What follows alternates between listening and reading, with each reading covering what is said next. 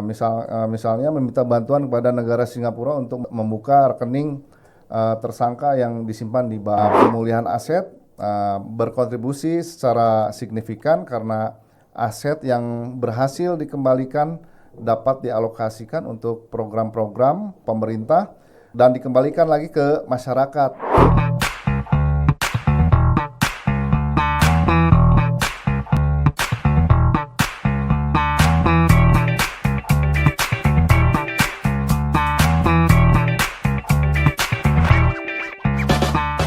Welcome back to podcast Besemeton. Halo Semeton Adiaksa, kembali lagi dengan saya Firna Priyanka dan rekan saya Ayu Wandira yang akan menjadi host hari ini. Dan pada kesempatan podcast hari ini kami mengusung topik yang sangat menarik dengan tema peran pemulihan aset dalam menyelamatkan keuangan negara.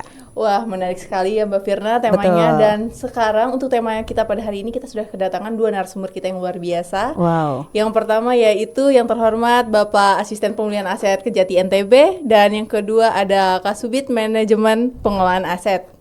Boleh kita berikan tepuk tangan dahulu. Terima kasih Pak. Selamat bergabung Bapak dalam podcast Besemeton hari ini, dan terima kasih telah meluangkan waktunya hari ini. Bagaimana Bapak kabarnya hari ini? Alhamdulillah baik. Mbak Firna dengan Mbak Ayu gimana kabarnya? Sehat? Sehat luar biasa Bapak, terima luar biasa. kasih. Nah, agar Semeton Adiaksa ini pada kenal nih Pak, sebelumnya boleh nih diperkenalkan dulu untuk kepada Semeton Adiaksa semuanya, baik nama, umur, posisi saat ini, dan maupun riwayat karir sebelumnya sebelum berada di Kejaksaan Tinggi NTB. Mungkin boleh dimulai dengan dari Bapak Asisten terlebih dahulu, dipersilakan Bapak. Baik Mbak Firna, Mbak Ayu. Saya dengan Firman Setiawan, sebelumnya saya bertugas di Kejaksaan Negeri Salatiga, dan sebelumnya lagi, sebelum di Salatiga saya di Kejaksaan Negeri TTU. Itu Mbak Firna, Mbak Ayu. Luar biasa. Luar biasa. Jadi saat ini sedang dipercaya sebagai asisten pemulihan aset ya Pak di Kejaksaan Tinggi NTB. Nah baiklah, izin mungkin dari Bapak Kasubit mungkin boleh Pak memperkenalkan diri juga kepada Semeton Adiaksa. Baik, terima kasih Mbak Firna, Mbak Ayu, Sobat Semeton semuanya. Perkenalkan, nama saya Ahmad Adi Sugiarto selaku Kepala Subbidang Manajemen Pemulihan Aset Kejaksaan Tinggi NTB. Kebetulan saya di sini sudah 7 bulan. Sebelumnya saya bertugas di Kejaksaan Negeri Kota Bandung. Sebelumnya lagi bertugas di Kejaksaan Negeri Karawang. Kalau mau menyebutkan semuanya kayak terlalu panjang ya. Jadi ya paling itu. Sekali lagi terima kasih untuk undangannya di podcast Besemeton di Kejaksaan Tinggi NTB. Siap, sama-sama Luar Bapak. biasa Bapak. Nah, jadi sekarang Bapak sudah cukup lama di Kejaksaan Tinggi NTB selama 7 bulan. Pasti pengalamannya sudah banyak nih Pak. Belum lah. Tapi udah jalan-jalan ya Pak di NTB ya Pak? Alhamdulillah udah keliling NTB? Lombok. Baru Lombok. Terus Sumbawanya belum nih Pak? Oh belum. Siap Bapak. Sebelum masuk ke pembahasan nih, mungkin bisa dijelaskan terlebih dahulu kepada masyarakat nih Bapak, apa sih peran bidang pemulihan aset di Kejaksaan? Kepada Pak Firman sebagai asisten pemulihan aset, dipersilahkan.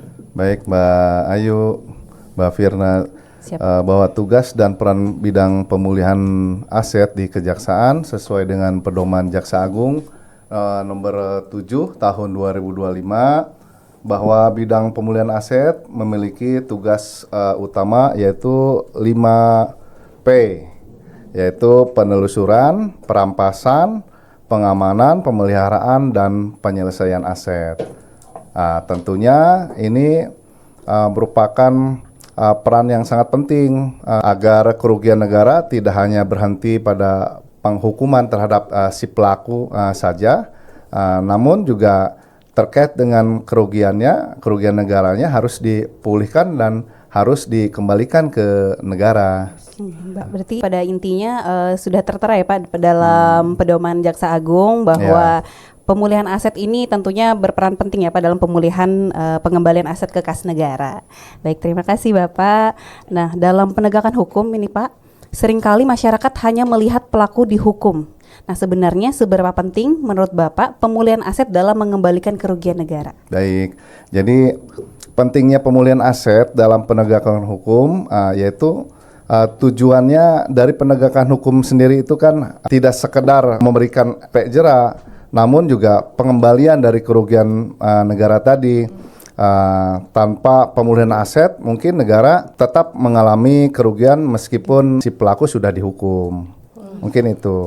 Jadi luar biasa sekali ya Bapak, dari Iya. peran dari pemulihan aset itu sendiri ternyata sangat penting. Selain dia memberikan efek jera Iya. untuk pelaku, tapi dia juga berperan untuk mengembalikan kerugian negara itu sendiri.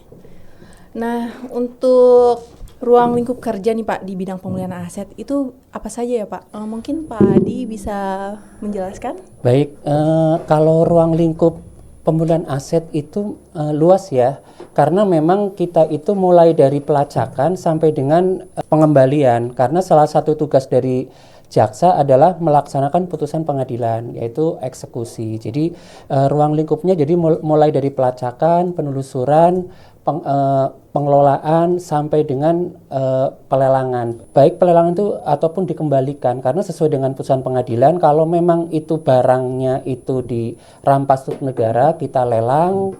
Kalau memang dikembalikan, kita kembalikan. Dan pengelolaannya juga kita tetap barang bukti tersebut itu kita kelola supaya kalau memang itu nanti dikembalikan, itu akan kembali kepada pemiliknya sesuai dengan waktu disita. Kalau memang nantinya untuk dilelang, itu juga tidak mengurangi nilai ekonomisnya. Jadi tetap bisa mempertahankan nilai ekonomisnya itu. Ruang lingkup pemulihan aset ini cukup luas ya Pak, dari hulu Luas, ke hilir ya betul. Pak. Baik dari pelacakan, penelusuran, pengelolaan sampai penyelesaiannya. Iya. Menurut Bapak nih Pak, bagaimana peran pemulihan aset dalam mengelola benda sitaan dan barang rampasan negara? Nah, seperti tadi saya sampaikan bahwa pengelolaannya, jadi kita benar-benar menganggap bahwa sebelum itu putusan ingkrah, ketika kita sudah sita, barang itu kita kelola seperti barang milik kita.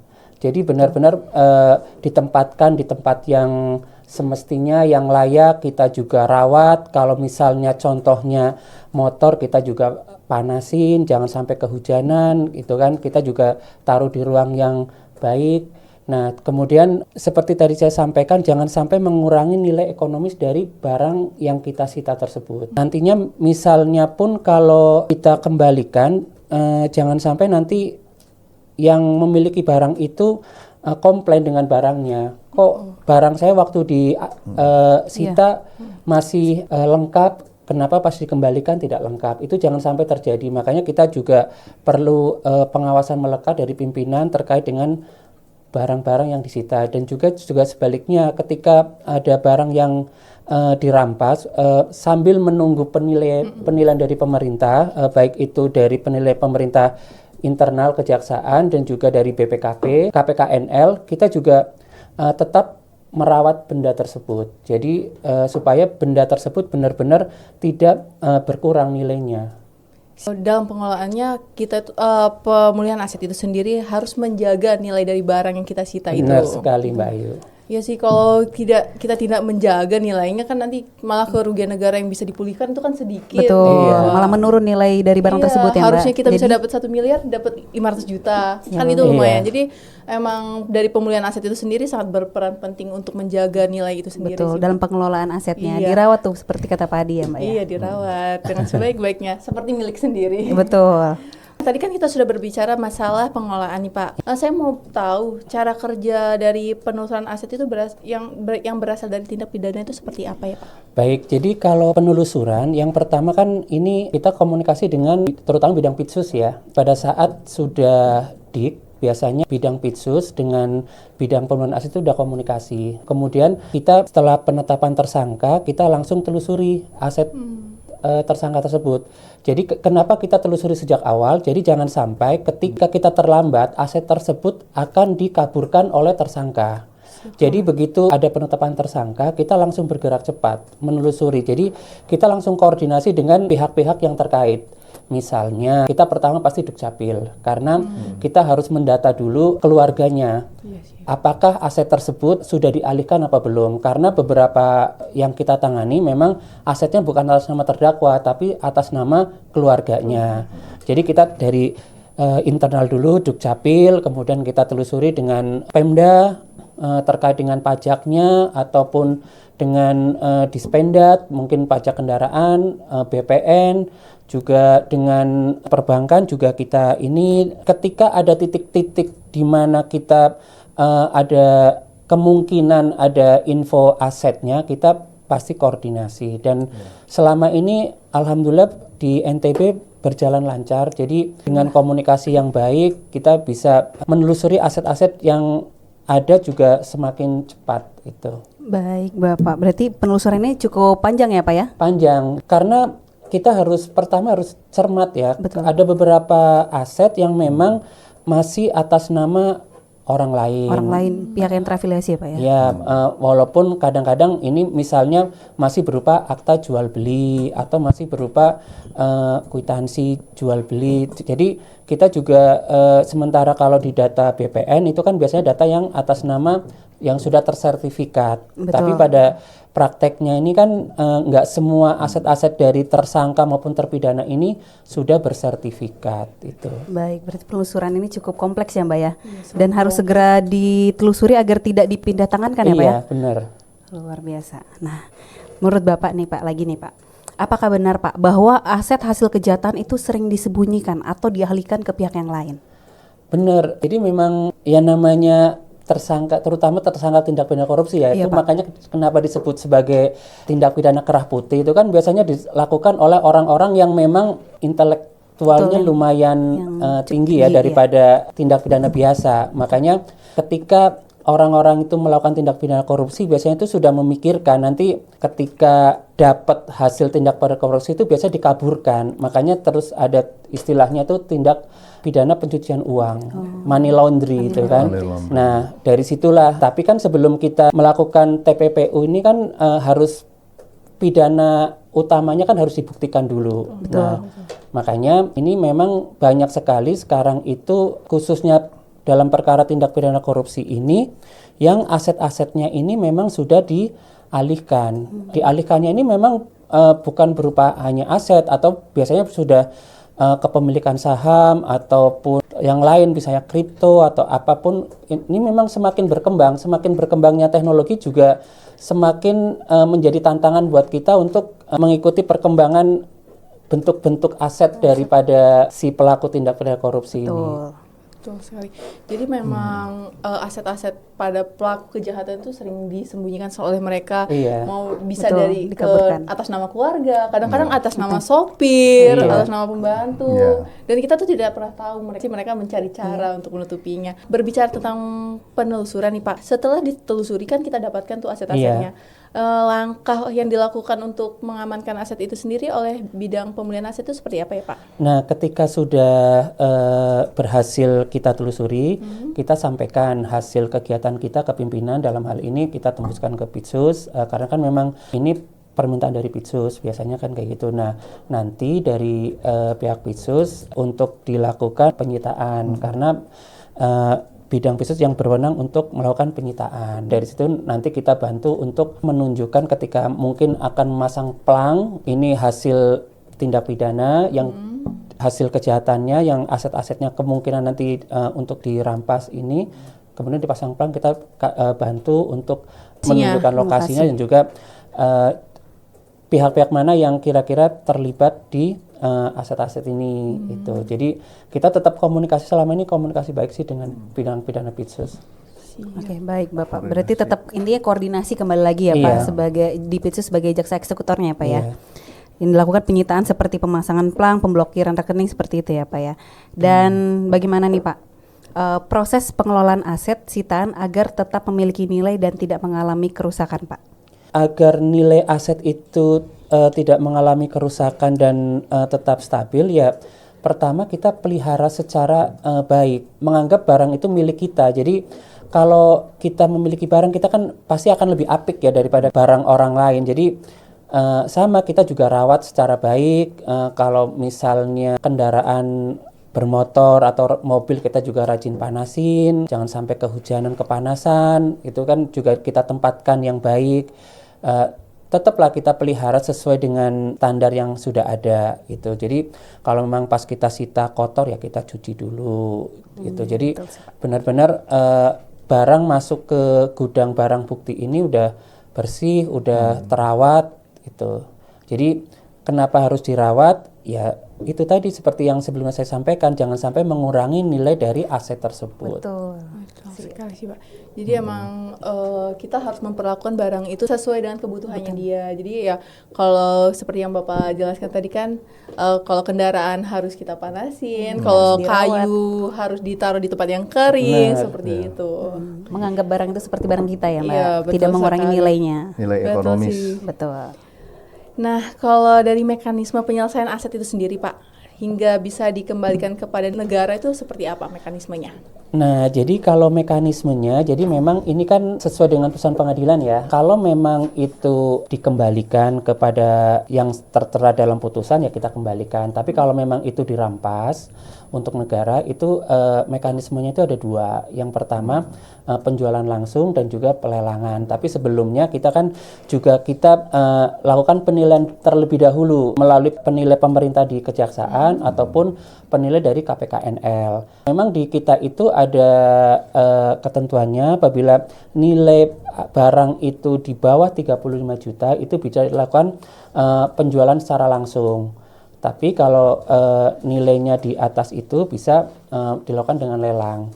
Nah, nanti tetap prosedurnya kita jalankan, hasilnya itu kita setorkan ke rekening negara. Jadi masyarakat itu tidak perlu khawatir ketika nanti apabila itu ada penjualan langsung atau penjualan secara lelang itu uang hasil penjualan itu masuk ke jaksa atau masuk ke kejaksaan itu tidak mungkin. Pasti uangnya itu langsung kita setorkan ke kas negara. Oke. Gitu. Jadi caranya itu dalam penyelesaian itu ada pelelangan dan penjualan langsung. Iya. Ada nggak sih Pak barang itu tidak dilelang ataupun tidak dijual seperti dihibahkan atau di PSP. Metode lainnya?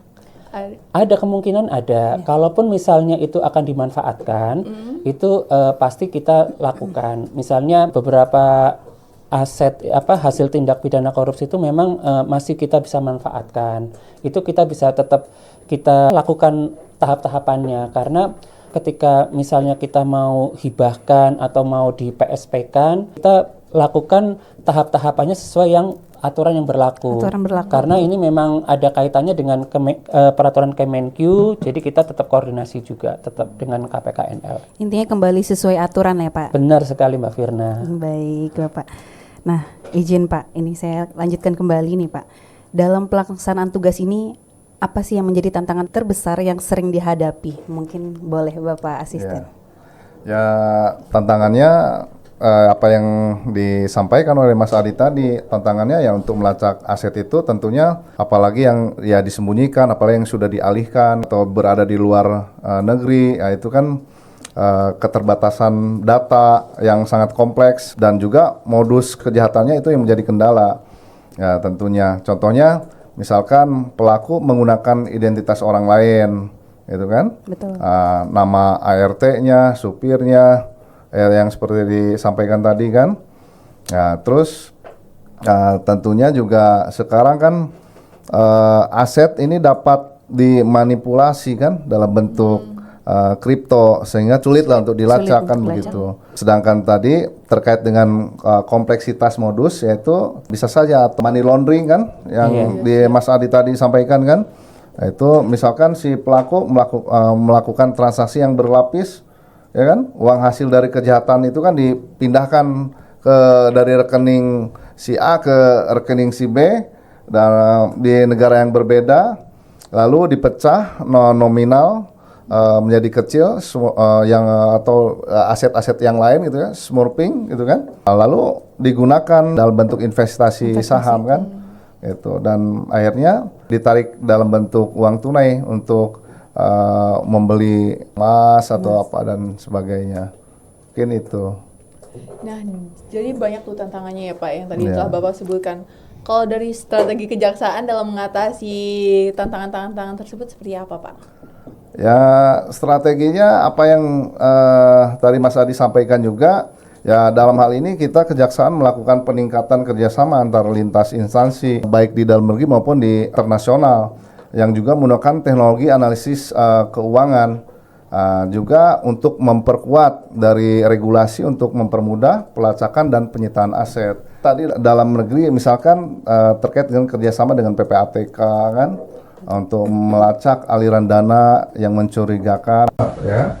Terus kolaborasi dengan KPK, dengan kepolisian, terus kerjasama dengan Dirjen Pajak, terus kerjasama dengan negara, maksud saya kerjasama internasional misalkan.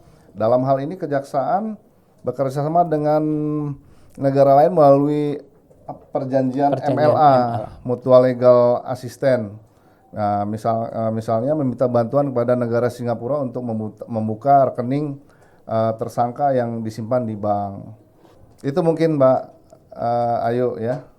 Jadi strategi sudah kompleks sekali ya Pak ya. Ya, langkah-langkah yang Kerjasama. diambil sama kejaksaan itu ternyata sudah banyak. Betul, baik kerjasama dengan instansi, baik dari yang Di dalam negeri maupun yang di luar. internasional. Iya, betul Dan juga sekali, Mbak Firna. tentunya penggunaan teknologi ini tentunya menunjang Iya, betul dari sekali. adanya penelusuran aset dan pemulihan aset saat ini. Selanjutnya nih Pak, apa dampak nyata dari keberhasilan pemulihan aset bagi negara dan masyarakat? Tentunya ini dampak nyatanya bertambah pemasukan negara yang sebelumnya hilang akibat dari suatu tindak pidana, misalkan terkait dengan tipikor tadi, tindak pidana korupsi. Dana tersebut dapat digunakan kembali untuk pembangunan infrastruktur seperti pendidikan maupun kesehatan, dan tentunya dalam hal ini pemulihan aset bisa memberikan efek jera kepada pelaku kejahatan serta meningkatkan kepercayaan masyarakat terhadap penegakan hukum. Jadi bisa meningkatkan PNBP negara nih Mbak Iya. Firna. Nah, betul, itu contoh keberhasilan nyatanya nih Mbak. Iya. Jadi pendapatan negara APBN kita nggak disupport dari pajak aja nih, dari Iya, betul. Pendapatan dari negara bukan PNBP-nya, pajak juga. dari kejaksaan menyumbang cukup besar dari para pelaku korupsi itu sendiri. Iya. Nah Pak, sejauh mana sih pemulihan aset berkontribusi terhadap pembangunan dan kesejahteraan masyarakat? Apakah ada peran dari pemulihan aset Oke. itu? Ya, sejauh mana pemulihan aset berkontribusi dengan pembangunan dan juga kesejahteraan masyarakat? Ya, pemulihan aset berkontribusi secara signifikan karena aset yang berhasil dikembalikan dapat dialokasikan untuk program-program pemerintah dan dikembalikan lagi ke masyarakat, itu yang sesuai dengan kebutuhan masyarakat. Seperti contohnya pembangunan infrastruktur tadi terhadap pembangunan gedung-gedung sekolah, terkait dengan pelayanan kesehatan, ataupun misalkan terkait dengan rumah layak huni pada masyarakat. Dan selain itu juga Mbak Firna, Mbak Ayu, terkait dengan pemulihan aset berkontribusi juga untuk instansi pemerintah. Instansi pemerintah dalam hal ini pemerintah daerah, Pemkab ataupun Pemprov itu dalam hal terkait dengan penyelesaian aset lainnya. Itu. Jadi selain menelusuri aset tindak pidana, kita juga bisa membantu instansi lainnya. baik Pemda Iya. maupun Pemprov ya Pak ya. Ya, dan seyogyanya ya bisa saja itu pemerintah daerah melaksanakan MOU. Misalkan tingkat Pemkab dengan kejaksaan negeri gitu. Kalau di provinsi ya dengan kejaksaan tinggi. dalam hal ini kejaksaan tinggi. Siap, Gitu, luar biasa jadi- ternyata. Dengan perjanjian Nggak- kerjasama itu ya Mbak ya. iya, Jadi jadi- berkolaborasi ya Pak. Iya. Benar Mbak Firna, jadi kita nggak cuma mengatasi masalah di dalam kejaksaan itu sendiri, tapi bisa membantu mengatasi masalah di instansi Betul. luar. Jadi ruang lingkupnya lebih luas ya Pak ya. Iya, iya. Wah. Jadi ya sebaiknya ya dilaksanakan MOU dulu, karena MOU merupakan dasar hukum untuk kedua belah pihak, itu kan, antara pemerintah provinsi ataupun ya kan Betul. Kejati. Menjalin Karena kerjasama ya Pak ya. ya banyak aset-aset pemerintah yang diselewengkan atau masih digunakan digunakan oleh oleh pegawainya, ya pegawainya. mantan pejabat, Mantan pejabat. ya Betul. kan? Sudah pensiun tapi masih tinggal di Masih rumah menggunakan dinas. barang Gitu. dinasnya Iya, juga. benar sih. Ya. Kita juga terkait dengan pemulihan aset di sini, terkait dengan penyelesaian aset lainnya ini, kita juga tentunya berkolaborasi, ada pola hubungan kerja antar bidang, aset dengan datun, aset dengan Pitsus. Pitsus, ya. maupun aset dengan Pidum ya. Itu. Saling bersinergi ya Pak ya dengan Betul bidang lain sekali. pastinya. Saling support satu sama lain tiap bidangnya. Jadi tidak bekerja masing-masing. Ya. Nah, wah nggak kerasa nih Mbak Firna. Ternyata obrolan kita dari tadi itu tuh sangat luar biasa. Sangat Banyak mendalam ya, Mbak. informasi dan edukasi yang diberikan. Jadi ternyata pemulihan aset itu tidak hanya untuk menyita barang-barang, tapi dia juga melakukan dari pengolahannya, dari penelusuran, sampai penyelesaian agar barang itu bisa menjadi nilai ekonomi atau kembali kepada yang berhak itu. Disitulah peran pemulihan aset itu sendiri. Betul, jadi kompleks ya Mbak, dari hulu ke hilir ya Mbak. Betul sekali. Ya. Dan tentunya tadi kita membahas 5P ya Pak ya, yaitu ada penelusuran, perampasan, pengelolaan, pelelangan hingga pengembalian. Intinya penegakan hukum itu nggak cuma buat efek jerah ya Pak bagi pelaku, tapi juga yang paling krusial adalah gimana caranya kerugian negara itu dapat kita kembalikan. Nah, poin pentingnya itu ya merawat barang itu Betul. seperti milik sendiri. Jadi benar-benar orang-orang pemulihan aset itu sangat menjaga Jaga nilai ekonomi. Nilai Nilai ekonomi ekonomi dari supaya bar- tidak turun ya Pak ya. Ya. Iya, betul sekali. Dan juga tapi tantangannya luar biasa ya Pak ya. Diimbangi dengan kinerja yang luar biasa, Betul. ternyata tantangannya juga luar biasa Betul. pastinya. Di era saat ini yang makin canggih, modus-modus kejahatan ya Pak Iya, ya. betul sekali. Dan ada yang dialihkan ke kripto, terus teknik smartphone atau pemecahan aset jadi kecil-kecil biar nggak terlacak ya. Makanya itu Kejaksaan sudah menyiapkan berbagai koordinasi untuk menghadapi tantangan-tantangan tersebut nih, Mbak. Betul. Jadi koordinasi itu kunci ya Pak ya, bisa dibilang Betul ya. Ya. sekali. Ada pola hubungan kerja antara bidang, Antar bidang dan Ya. maupun instansi Antar lainnya. instansi. antar Instansi. instansi lainnya juga. Ya, Betul baik sekali. instansi dalam negeri maupun luar negeri nantinya ya Iya, kan Mbak ya. yes, benar Karena sekali. terkait dengan penyelesaian apa itu tadi Mas, aset lainnya. Aset itu, lainnya. terkait dengan itu, ini kan mungkin jarang diketahui oleh instansi, Iya, betul. ya, instansi pemerintahan ataupun BUMN ataupun BUMD.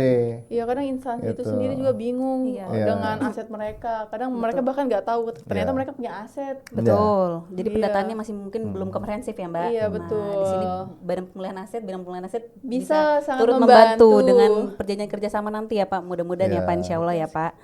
Nah, baiklah Pak. Jadi pemulihan aset ini bisa dibilang ujung tombak nih Mbak. Keadilan itu sendiri. Jadi ketika barang dirampas, dilelang atau hasilnya itu bisa langsung masuk ke kas negara Negara. menjadi PNBP. Dan bisa dirasakan oleh masyarakat kita semua, masyarakat Indonesia semuanya. Ya. Betul. Nah, sebagai penutup nih Pak, apa sih pesan Bapak kepada masyarakat terkait pentingnya mendukung upaya pemulihan aset negara? Boleh Pak Firman menjelaskan? Tapi nanti disampaikan juga ke Mas Adi juga ya. Betul. Pesan masing-masing nih Pak. Ya, sebagai penutup ya, tadi apa pentingnya apa tadi Mendukung upaya pemulihan aset aset. negara. Ya, jadi masyarakat diharapkan dapat mendukung upaya pemulihan aset negara dengan meningkatkan kesadaran hukum, tidak terlibat dalam korupsi, serta berperan aktif dalam melaporkan semua tindakan yang dapat merugikan negara tentunya. Dan kita Kejaksaan juga mengharapkan dukungan masyarakat karena ini merupakan sangat penting agar supaya penegakan hukum bisa berjalan efektif. Mungkin Luar itu, Mbak. biasa. Biasa. Jadi peran masyarakat ini penting juga Mbak ya berarti. Iya, jadi kita bisa bekerja sama nih dengan masyarakat. Karena masyarakat tuh bisa jadi mata-mata kita juga nih Pak Betul, Firna. bagian dari kita juga ya Mbak. Nah mungkin nih Pak, sekarang giliran Bapak Adi. Apa nih Pak, pesan Bapak kepada masyarakat terkait pentingnya mendukung upaya pemulihan aset negara? Baik, jadi bahwa Kejaksaan selaku aparat penegak hukum dalam prakteknya itu bukan hanya sekedar menghukum orang, tapi bagaimana caranya mengembalikan kerugian negara dan akan kembali ke negara yang nantinya uang tersebut bisa kembali lagi untuk pembangunan. Karena uang yang dikorupsi oleh koruptor itu memang seharusnya untuk pembangunan. Makanya kita perlu dukungan dari masyarakat dengan cara masyarakat itu lebih mengenal hukum. Karena seperti semboyan dari Kejaksaan itu kenali hukum, Jauhi hukuman.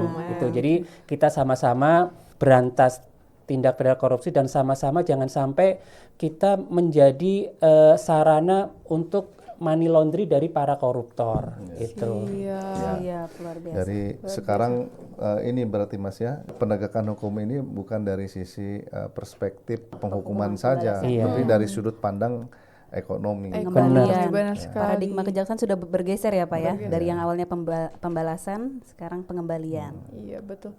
Karena kalau kita hukum aja pelaku kejahatannya, negara nggak dapat apa-apa sih ya Mbak. Jadi Iya, kita nanti emang orang harus pada berbondong-bondong untuk korupsi, nanti hasilnya setelah keluar bisa menikmati hasilnya. gitu. Nah Mau makanya kita, dicanggih, Mas. Iya. iya betul.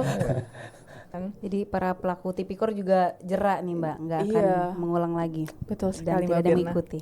Iya. Baiklah Pak. Nah, demikianlah podcast kita hari ini seputar peran pemulihan aset dalam menyelamatkan keuangan negara. Kami tentunya mengucapkan terima kasih kepada kedua narasumber, terima kasih kepada Pak Firna Pak Firman, Sama-sama. terima kasih Pak Adi telah meluangkan waktunya. untuk hadir dalam acara podcast kita hari ini. Dan tentunya nggak lengkap nih Pak kalau kita tidak menutupnya dengan sebaik pantun. Jangan lupa cakepnya ya Pak ya. Siap, Mbak Firna. Burung merpati terbang ke rawa, Cakep. hingga sebentar di pohon jati. Cakep. Ayu dan Firna pamit sejenak menjaga aset mengabdi pada negeri. Wih. Terima kasih Bapak. Demikianlah seluruh bincang-bincang kita pada podcast hari ini. Dan untuk Semeton Adiaksa semuanya, dimanapun berada, jangan lupa untuk like, share, komen, dan subscribe channel YouTube Kejati NTB. Dan nantikan podcast kami yang tidak kalah menarik lainnya. Saya Firna Priyanka dan rekan saya. Ayu Wandira, Kami pamit undur diri dan salam Adiaksa.